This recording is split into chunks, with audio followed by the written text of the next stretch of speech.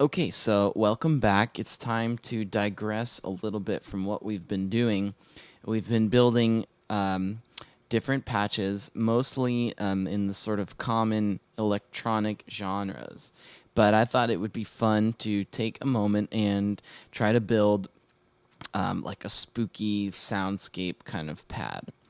And so you can do a lot of this stuff with Massive, and it's not just for wobble bases, is all I'm trying to say. So let's get right into what we are going to do here. So first, we're going to set up our oscillators. For oscillator 1, we're going to try this cicada wavetable, and I'm going to put the wavetable position about right here. Leave the intensity where it is, and we're going to send it to filter 1 because we're going to talk about the filters later. Oscillator 2, we're going to leave as the default and turn the intensity down to about right here. And then in oscillator 3, so we can try a number of things. We can try one of these polysaws, which I like a lot, or we can move over to the digital wavetables. And why don't we try the formant square for this patch? And we're going to leave these knobs where they are. For oscillator 1, I'm going to detune it in a whole octave like this. And oscillator 2, I'm going to leave at its current pitch. And then oscillator 3, I'm going to detune 7 semitones like that, which is a fifth below the root note. Make sure that oscillator 3's filter spread is set to filter 2 like this. And okay, it's time to apply a few modulation handles before we get on to some other things. So the first thing that we're going to do is enter LFO number 5, and I'm going to change the crossfade curve to just the sine wave, and I'm going to throw this internal envelope onto the rate knob, turn this down a little bit, and give myself a range sort of like that, because we're going to have this sort of sweeping wobble ripple kind of effect. But I need to go over to this internal envelope and decrease the decay time so that we just have a nice uniform triangle like that. You can double click these to set them to center, okay? Now I'm going to take LFO number 5 and I'm going to drop it into the wavetable position of this first cicada oscillator and create a little bit of a range like this. And then I'm also going to bring this into the intensity knob of the second oscillator. Do something similar. And that's it for LFO 5 for right now. So let's see how that sounds.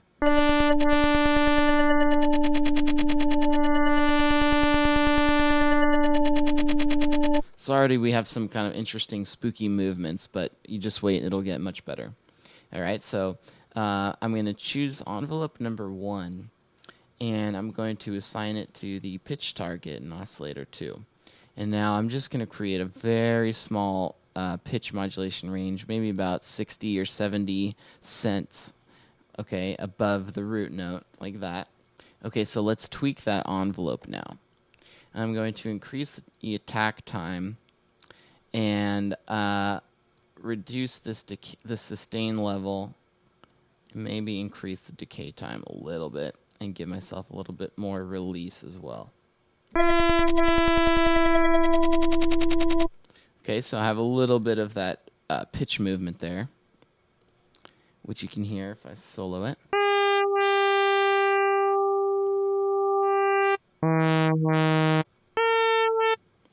Let's increase this attack time a little bit more. You can hear just a tiny bit of that pitch bend. I'm actually going to increase this a little bit more. That's what we want. That kind of gives us that spooky, haunting sound. And I can increase this even more to make it more dramatic.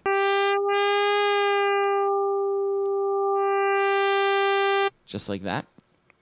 I'm going to drop that same envelope into the pitch slot of oscillator 3. And I'm going to just solo this one. And now I'm going to change the range to to where it's not quite one semitone above that -7, but it's maybe a little bit less.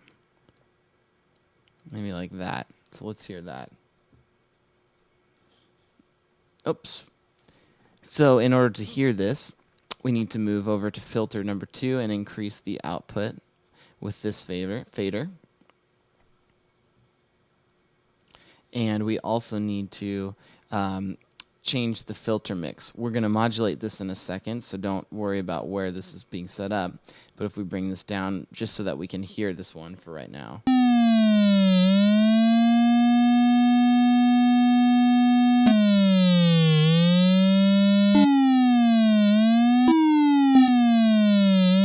We have a little bit of that drop like that, which is pretty cool. Let's set this filter mix fader all the way back up at the top,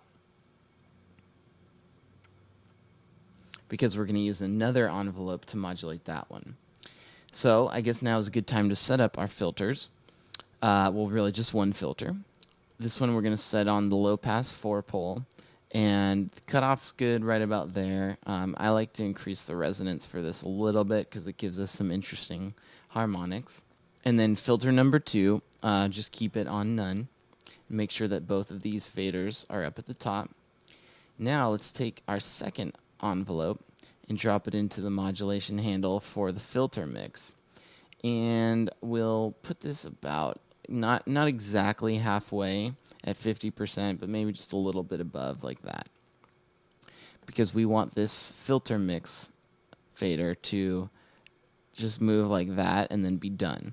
So we're going to go into envelope number 2, and we're going to create a sort of similar movement where we have a swell, maybe a shorter swell, so a little bit shorter of an attack and a little bit longer of a decay, like that.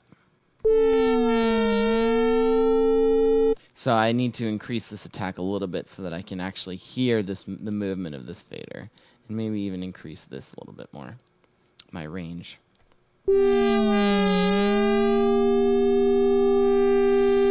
Okay, I'm going to assign the phase modulation oscillator to oscillator number 2, and turn this up just a little bit,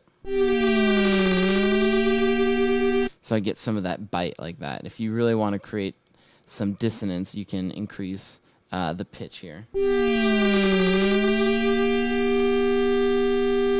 Okay.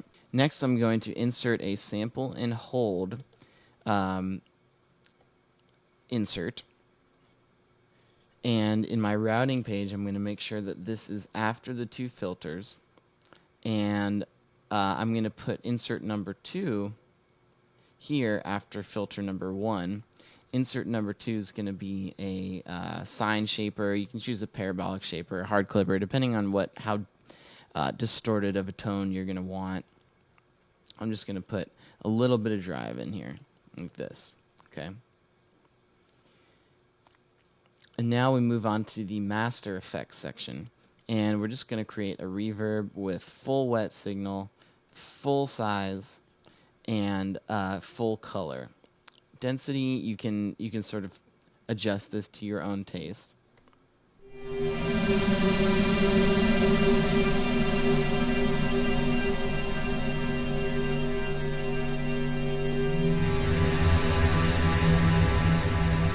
So now we're really starting to hear this take effect as a really cool soundscape. It sounds like a movie soundtrack where the bad guy walks in or something like that. And you can add a delay in here as well, and turn up the dry wet knob. You can increase. You can also adjust this time.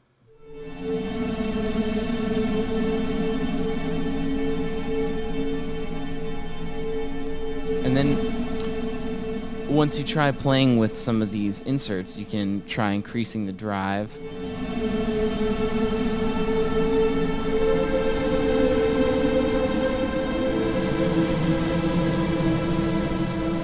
Or you can try changing the pitch of the sample and hold insert as well.